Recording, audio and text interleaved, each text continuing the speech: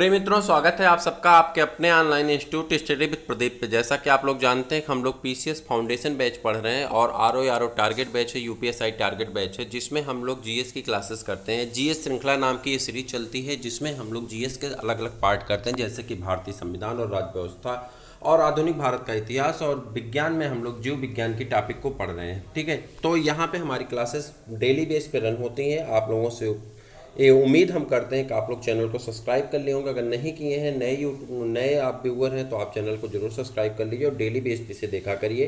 तो स्टार्ट करते हैं। आधुनिक भारत के इतिहास का यह दूसरा वीडियो है और इस वीडियो में हम लोग जो पढ़ने जा रहे हैं वो पढ़ने जा रहे हैं पुर्तगालियों के बारे में। पुर्तगीज के बारे में पढ़ेंगे। पुर्तगाली कैसे भारत आते हैं, कैसे भारत में अपने साम्राज्य को स्थापित करते हैं और कैसे यहाँ से वो पलायन कर जाते हैं। पूरे पुर्तगालियों के आगमन से लेकर के उनके पतन तक का, उनके इंडस्ट्री स्थापना की, उनके पतन का, उनके द्वारा परिवर्तन का, सब कुछ एक वीडियो में हम लोग समझने वाले हैं। मुझे उम्मीद है कि आपको बहुत पसंद आने वाला है, तो आप देखते रहिए। सबसे पहले यहाँ पे प्रथम यूरोपियन जिसने यूरोप से भारत आने के लिए सीधे समुद्री मार्ग की खोज की, वास्को ड गामा पुर्तगाली नागरिक था। देखिए, सबसे पहला क्वेश्चन तो यही पूछा जाता है कि किस माध्यम से यूरोपी भारत आए, तो आप यहाँ कहेंगे वास्को ड गामा के माध्यम से आए। वास्को ड गामा पहला ऐसा नागरिक था पुर्तगाल का जो भारत आया था। ठीक है, वह सबसे पहले 1498 में कालिकट के कप्पकडाबू नामक बंदरगाह पे अपना बेड़ा उतारा था। याद रखिएगा, कप्पकडाबू नामक बंदरगाह पे अपना बेड़ा उतारा था। कब उतारा था? 1498 में। जहाँ के हिंदू शासक जमोरिन उनकी पैतृक उपाधि थी। हिंदू शासक थे जमोरिन, उनकी पैतृक उपाधि थी कि ने सद्भावनापूर्ण ढंग से उसका स्वागत किया। किंतु कालिकट के बसे हुए कुछ अरब व्यापारियों ने उसके प्रति वैमनस्य का रवैया अपनाया। ज्ञातव्य है कि वास्को ड गामा पुर्तगाल के शासक डॉन हेनरिक, अन्य संज्ञा है प्रिंस हेनरी द नेविगेटर, के प्रतिनिधि के रूप में भारत आया था। वह भारत से लौटते समय जो मसाला अपने साथ लेकर गया था उसे उसने 60 गुना अधिक मुनाफा कमाया। उसने कितना मुनाफा कमाया? 60 गुना अधिक मुनाफा कमाया। ठीक है, जो सामान 1 रुपये का खरीदा था उस सामान को उसने 60 रुपये में बेचा, तो उसे 60 गुना अधिक मुनाफा होता है, जिससे अन्य पुर्तगाली व्यापारियों को प्रोत्साहन मिला। अब और लोगों को भी ये लालच हुई कि अगर हम वहाँ तक जाते हैं और मसाला लाते हैं, उसे बेचते हैं, तो जो हमारा रास्ते का खर्च उसे छोड़ करके मुनाफे की बात हो रही है कि 60 गुना ज़्यादा मुनाफा कमा लेंगे। तो हर एक व्यापारी जो होता है, व्यापारी लाभ के लिए ही तो कार्य करता है। तो व्यापारी धीरे धीरे क्या हुए, भारत की तरफ अट्रैक्टिव हो गए। हाँ यार, वहाँ से मसाला ले आकर अगर हम यहाँ बेचते हैं तो हमें लाभ मिलेगा। जैसे कि आप जानते हैं कि बहुत सारे लोग ऐसे होते हैं कि जो बिजनेस करना चाहते हैं लेकिन खुद उनको इस बारे में जानकारी नहीं होती, तो किसी को देख करके सीखते हैं और फिर वो बिजनेस करते हैं जब उसके प्रॉफिट उनको पता चलने लगती है। लेकिन बहुत सारे ऐसे होते हैं जो तुरंत शुरू तो करते हैं लेकिन भाग जाते हैं जल्दी, क्योंकि उनको लगता है कि तुरंत आज हम शुरू करेंगे, कल वो पैसा कमाने लगेंगे। तो ऐसा होता नहीं है। ठीक है, तो कुछ दिन वो परिश्रम करने के बाद ही पैसा कमाते हैं। तो इसीलिए यहाँ पे क्या होता है, पुर्तगाली लोग आना शुरू कर देते हैं, देखने को बहुत ज़्यादा मुनाफा कमा रहा है। 1500 ईस्वी में द्वितीय पुर्तगाली अभियान कह रहा है। देखिए, 1498 में वो यहाँ से लौट के गया है, आया था और लौट के गया, और 1500 में दूसरा क्या हुआ, पुर्तगाली अभियान चल दिया के तहत पेट्रो अल्वारेज कैब्राल नामक एक व्यक्ति है, 13 जहाज़ों के एक बेड़े का नायक बनकर भारत आया। कह रहा 13 जहाज लेकर के वो भारत की तरफ रवाना होता है और भारत पहुंचता भी है। उसका अरब व्यापारियों के साथ भीषण संघर्ष होता है। अरब वाले जान जाते हैं कि अब ये आ गए हैं, अब ये आकर के हमारे साथ नुकसान पहुंचाएंगे, तो उनसे उनका क्या हो जाता है, युद्ध हो जाता है। देखिए, दो व्यापारी आपस में जब एक ही मार्केट में उतरते हैं तो उनमें कंपटीशन होता है। पहले कंपटीशन किस पे होता था? युद्ध स्तर पे होता था। अब क्वालिटी और क्वांटिटी को लेकर के होता है। तो कौन सा बेटर क्वालिटी दे रहा है और कम में दे रहा है, क्वांटिटी भी दे रहा है, बेटर क्वालिटी भी दे रहा है। लेकिन पहले क्या था कि वो वहाँ पे युद्ध दूसरा होता था, जान माल में वाली युद्ध होती थी, जान माल पे नुकसान किया जाता था। अंततः अरब व्यापारी पराजित हुए। अरबों को पराजित करने के बाद कैब्राल ने कोचीन और कन्नानौर के शासकों के साथ मित्रता स्थापित की। बाद में उसने यह अनुभव किया कि क्षेत्रीय राजाओं के आपसी विवाद से लाभ उठाकर शक्ति द्वारा संबंधित क्षेत्र में अपना अधिकार स्थापित किया जा सकता है, और यही धारणा बाद में पुर्तगाली नीति का आधार बन गई। कह रहा है कि अब यहाँ पे क्या होता था, तूतू मैमे के लिए लड़ रहे थे, जो क्षेत्रीय राजा थे वो सब तूतू मैमे के लिए लड़ रहे थे, और ये बाहरी आया तो इसने दिमाग लड़ाया कि अगर इन दोनों से मिल करके दोनों को युद्ध में फंसाए रखते हैं तो हमारा काम आसानी से हो जाएगा, और इनको पटा करके आपसी विवाद है ही है, तो इनके आपसी विवाद का लाभ उठाया जाए। वास्को ड गामा 1502 में पुनः भारत आता है। कब आया था? एक बार 1498 में आया था, फिर आता है 1502 में पुनः भारत आता है। 1503 में पुर्तगालियों को कोचीन में पहली फैक्ट्री स्थापित की। 1503 में पुर्तगालियों ने अपनी पहली फैक्ट्री कहाँ पे स्थापित की है? कोचीन में स्थापित कर दी है। 1505 में कन्नूर में दूसरी फैक्ट्री स्थापित हो जाती। 1503 में कहाँ पे? कोचीन में, और 1505 में कहाँ पे? कन्नूर में दूसरी फैक्ट्री स्थापित की गई। पुर्तगालियों ने पूर्वी जगत और यूरोप के मध्य होने वाले संपूर्ण व्यापार पर एकाधिकार के उद्देश्य से 1505 में एक नई नीति अपनाई, जिसके तहत 3 वर्ष के लिए गवर्नर की नियुक्ति किया गया था। कह रहा है कि यहाँ पे इसने एक नीति अपनाई कि कैसे हम पूरे व्यापार पे कब्जा कर सके, तो इसने एक काम किया कि गवर्नर की नियुक्ति का प्रावधान किया। सर्वप्रथम इस पद पर फ्रांसिस्को दी अल्मीडा जो गवर्नर बनते हैं पुर्तगाल के, उनका नाम क्या होता है? फ्रांसिस्को दी अल्मीडा को चुना गया। ध्यातव्य है कि वास्को ड गामा भारत में कुल 3 बार आया था, और तीसरी बार 5 सितंबर 1524 ईस्वी को पुर्तगाली वायसराय के रूप में भारत आया। कह रहा है सबसे पहले आया था, फिर 1502 ईस्वी में आया, 1502 में आया ना, हाँ 1502 में आया, और फिर 5 सितंबर 1524 को पुर्तगाली वायसराय बन करके आया। लेकिन यहीं पे उसकी क्या हो जाती है? दिसंबर 1524 में मृत्यु हो जाती है। सितंबर में आता है, दिसंबर में इसकी क्या हो जाती है? मृत्यु हो जाती है। कोचीन में इसकी मृत्यु हो जाती है। क्लियर?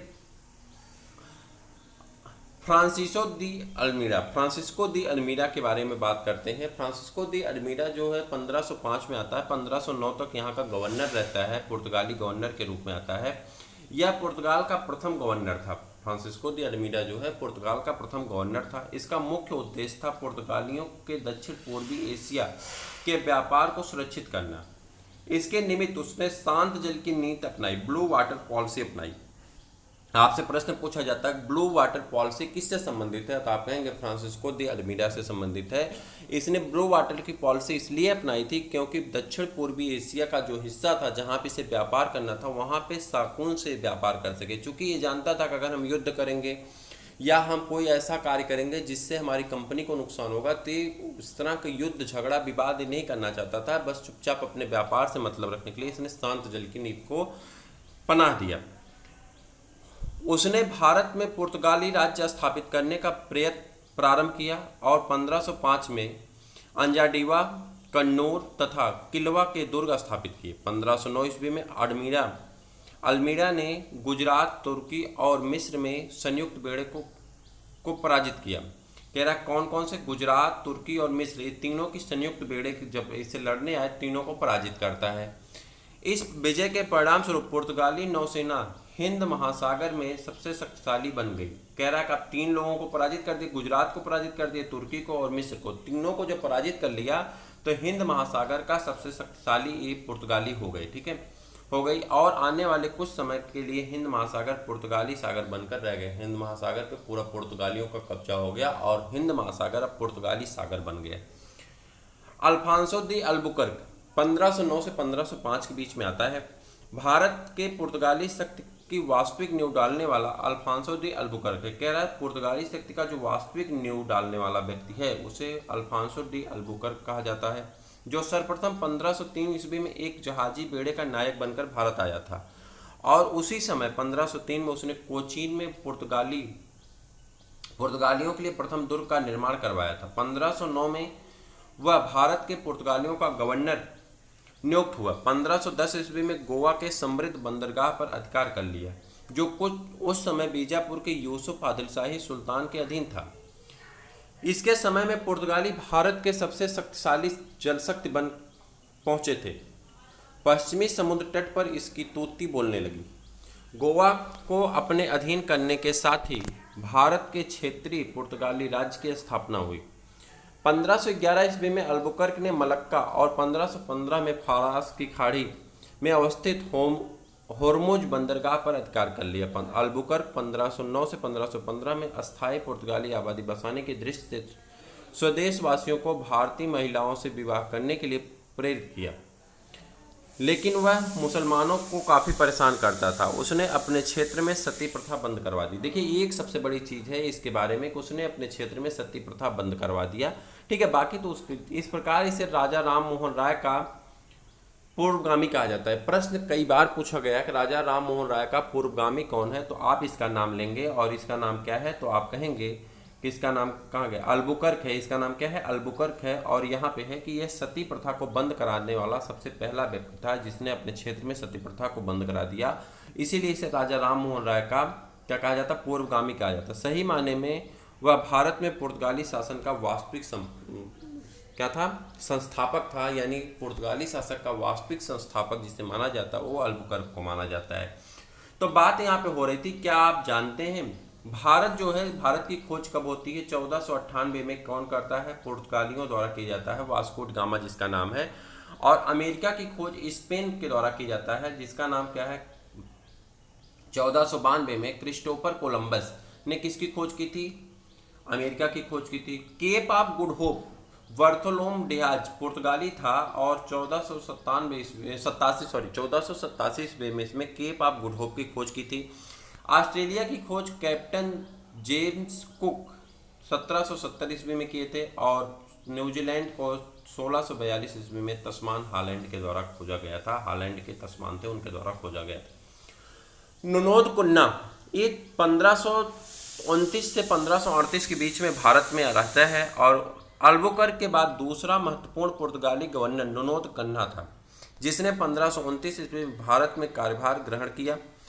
उसने मुगल सम्राट हुमायूं और गुजरात के बहादुर शाह के बीच संघर्ष का लाभ उठाकर 1534 ईस्वी में बेसिन और 1535 में दीव पर अधिकार कर लिया। कुन्ना ने 1530 ईस्वी में शासन का मुख्य केंद्र कोचीन के स्थान पर गोवा को बना दिया। कह रहा कुन्ना जो था, नोनोद कुन्ना, उसने क्या काम किया, 1530 में मुख्य केंद्र अपना कहाँ, कोचीन से हटा करके कहाँ पे बना दिया, गोवा में बना दिया। 1538 इसमें गार्सिया द नारोन्हा एक अन्य महत्वपूर्ण पुर्तगाली गवर्नर बना जिसने दमन, साल्सेट, चोल, मुंबई, सेंट टॉमस, मद्रास और हुगली में अपने केंद्र स्थापित किए। उसने सिलोन, श्रीलंका के अधिकांश भागों पर पुर्तगाली आधिपत्य कायम कर लिया। 1559 ईस्वी में पुर्तगालियों का दमन पर भी अधिकार हो गया। उनके पास लगभग 50 दुर्ग और 100 से अधिक जहाज़ों का बेड़ा था, परंतु लंबे समय तक वे अपने साम्राज्य की रक्षा न कर सके। ज्यों-ज्यों यूरोप वासियों का अन्य कंपनियों व्यापार करने के लिए हिंद महासागर में आने लगी और पारस्परिक व्यापारिक प्रतिस्पर्धा बढ़ती गई, पुर्तगाली मैदान छोड़ते गए। 1580 ईस्वी में पुर्तगाल स्पेन के साथ सम्मिलित हो गया और अपनी स्वतंत्रता खो बैठा। कह रहा 1580 में पुर्तगाल क्या काम किया, स्पेन के साथ सम्मिलित होकर के अपनी स्वतंत्रता को क्या किया, खो दिया। बाद में अनेक स्थानों पर पुर्तगालियों को सैनिक पराजय का भी सामना करना पड़ा। 1590 ईस्वी में दक्षिण पूर्व एशिया में आने के बाद डचों ने पुर्तगालियों को इस क्षेत्र से बाहर कर दिया। डचों ने 1641 ईस्वी में मलक्का दुर्ग को जीत लिया। 1658 ईस्वी में श्रीलंका और 1663 ईस्वी में मालाबार के सभी दुर्गों पर भी उन्होंने अपना आधिपत्य जमा लिया। अंग्रेजों ने 1612 ईस्वी में पुर्तगालियों को सूरत में पराजित करके अपना कारखाना स्थापित किया। 1622 ईस्वी में उन्होंने अपना विस्तार करते हुए पुर्तगालियों को होमरूज में फारसी सेना की सहायता से पराजित कर दिया। बाद में मुगलों और मराठों ने भी पुर्तगालियों का विरोध किया। 1632 ईस्वी में शाहजहां के सिपहसालार कासिम खान ने उनसे हुगली छीन लिया। 1639 ईस्वी में मराठों ने उनसे साल्सेट और बेसिन छीन लिया। 1661 ईस्वी में तत्कालीन ब्रिटिश सम्राट चार्ल्स द्वितीय द्वारा पुर्तगाली राजकुमारी कैथरीन से विवाह करने पर पुर्तगालियों ने मुंबई द्वीप उसे दहेज में दे दिया। अब देखिए यहाँ पे धीरे धीरे इसका एक एक स्थान खिसक रहा है। 1661 में इसने मुंबई को दे दिया, कहीं कासिम ने उससे हुगली छीन लिया, मराठों ने उससे साल्सेट छीन लिया और बेसिन छीन लिया। तो अब इसका एक एक द्वीप जो जिसपे इन्होंने कब्जा किया था ना, धीरे धीरे खिसकना शुरू हो गया है। कार्टेज आर्मेडा काफिला व्यवस्था, ये प्रश्न पूछा जाता है, बहुत इंपॉर्टेंट है। देखिए क्या होता है, पुर्तगालियों ने हिंद महासागर में होने वाले व्यापार को नियंत्रित करने और उस पर कर लगाने के प्रयास के तहत कार्टेज पद्धति को प्रारंभ किया। कार्टेज का तात्पर्य परमिट से था और सभी को परमिट लेना अनिवार्य था। बाध्य करने के लिए एक अरमेडा की शक्ति थी। इस व्यवस्था को कार्टेज अरमेडा व्यवस्था भी कहा जाता है। इस परमिट के बिना कोई भी भारतीय या अरबी जहाज अरब सागर में नहीं जा सकता था। यहाँ तक कि पुर्तगाली अधिकार वाले क्षेत्र से व्यापार करने के लिए मुगल बादशाह अकबर को भी कार्टेज लेना पड़ता था। भारतीय या अरबी जहाज़ों को काली मिर्च और गोला बारूद ले जाने की अनुमति नहीं थी। पुर्तगाली स्वयं को सागर का स्वामी कहते थे। व्यापार पर नियंत्रण के लिए काफिला व्यवस्था की गई थी, जिसके तहत स्थानीय व्यापारिक जहाज़ों का छोटा सा काफिला होता था, जिसकी रक्षा के लिए पुर्तगाली बेड़ा साथ चलता था। इस संरक्षक बेड़े के दो कार्य थे। एक तो इन जहाज़ों को समुद्री डाकुओं से रक्षा तथा दूसरा यह सुनिश्चित करना कि इनमें से कोई जहाज पुर्तगाली व्यवस्था के बाहर जाकर व्यापार न कर सके। पुर्तगालियों का पतन। आधुनिक भारत के में सत्ता संघर्ष के इतिहास में पुर्तगाली असफल रहे। इस असफलता के पीछे उनके अनेक कारण थे। पुर्तगालियों का भ्रष्ट शासन, दोषपूर्ण व्यापार प्रणाली, धार्मिक और वैवाहिक नीति, योग्य शासकों का अभाव, सीमित साधन, स्पेन द्वारा पुर्तगालियों का विलय, मुगल साम्राज्य का विस्तार और डच एवं अंग्रेजों जैसे शक्तिशाली प्रतिद्वंदियों का उदय आदि ने उनके पतन का कारण बन गए। पुर्तगालियों का प्रभाव। पहली बार भारत सहित एशिया के देशों के संसाधनों का दोहन करने वाली व्यापारिक शक्ति पुर्तगाली बन गए थे। सर्वप्रथम भारत जापान व्यापार करने का श्रेय इन्हीं को प्रदान किया जाता है। पुर्तगालियों ने राजनीतिक परिवर्तन का भी सूत्रपात किया। एशियाई सामुद्रिक गतिविधियों में राजनीति को समाविष्ट कर दिया। अपनी शक्ति स्थापना हेतु बल प्रयोग का भी सहारा लिया और उनकी इस गतिविधि का सर्वाधिक शिकार मुसलमान हुए। पुर्तगालियों ने अरब और तुर्कों से सबसे पहले संघर्ष किया, इसलिए उन्हें प्रथम दृष्टि में मुसलमानों को ही निशाना बनाया। पुर्तगाली ईसाई मिशनरियों ने भारत में धर्म परिवर्तन के लिए भी प्रयत्न किए। 1540 ईस्वी में गोवा के प्रति सुधारवादी विचारधारा और जेसुटों के आने से ये धर्म परिवर्तन की गतिविधियां तीव्र हो गईं। 1540 में गोवा के सभी मंदिर को नष्ट कर दिए गए। 1573 ईस्वी में बार्द्रे और 1584 से 87 ईस्वी के मध्य सालसेट के मंदिर भी तोड़ दिए गए। 1560 ईस्वी में गोवा के ईसाई धार्मिक न्यायालय की स्थापना की गई, जिसका उद्देश्य ईसाई धर्म विरोधियों को दंडित करना था। मध्य अमेरिका से तंबाकू, मूंगफली, आलू, मक्का, पपीता और अमरूद का भारत में प्रवेशन पुर्तगालियों ने करवाया था। बादाम, लीची, संतरा, अनानास और काजू का प्रवेशन अन्य देशों से भारत में पुर्तगालियों के माध्यम से ही हुआ था। जहाज निर्माण, प्रिंटिंग प्रेस। देखिए, ये दो प्रश्न पूछे गए बहुत ज़्यादा। जहाज निर्माण और प्रिंटिंग प्रेस किसके द्वारा हुए थे? ये भी पुर्तगालियों द्वारा ही स्थापित किए गए थे। भारत में गोथिक स्थापत्य कला, और ये भी प्रश्न इंपॉर्टेंट है, गोथिक स्थापत्य कला का आगमन पुर्तगालियों के द्वारा ही हुआ था। औषधि वनस्पतियों का सबसे पहले वैज्ञानिक ग्रंथ के रूप में 1563 में गोवा में आगमन हुआ था। तो इस प्रकार से पुर्तगाली कैसे आए, कैसे पूरे देश पे लगभग आधे से ज़्यादा देश पे कब्जा किए, कैसे वहाँ पर उन्होंने व्यापार पे अरब सागर पे कब्जा किया, लेकिन बाद में कैसे वो क्षेत्र छोड़ करके भाग गए, इन सभी चीज़ों के बारे में डिटेल में हम लोगों ने समझ लिया। ये आपकी वीडियो क्लास में जो इस क्लास में जो हम लोगों ने पढ़ा है, इस क्लास में हम लोगों ने पुस्तक को पढ़ा है। वीडियो क्लास आपकी आनी बाकी है। जैसे ही आपके चैप्टर हाफ हो जाते हैं, आपका वीडियो क्लास भी आने लगेगा। संविधान की भी क्लासेस चलती हैं, तो आप क्लासेस को ज्वाइन करिए, अपने दोस्तों को भी शेयर करिए। फिर हम मिलते हैं आपसे किसी और वीडियो में। तब तक के लिए इजाज़त दीजिए। नमस्कार।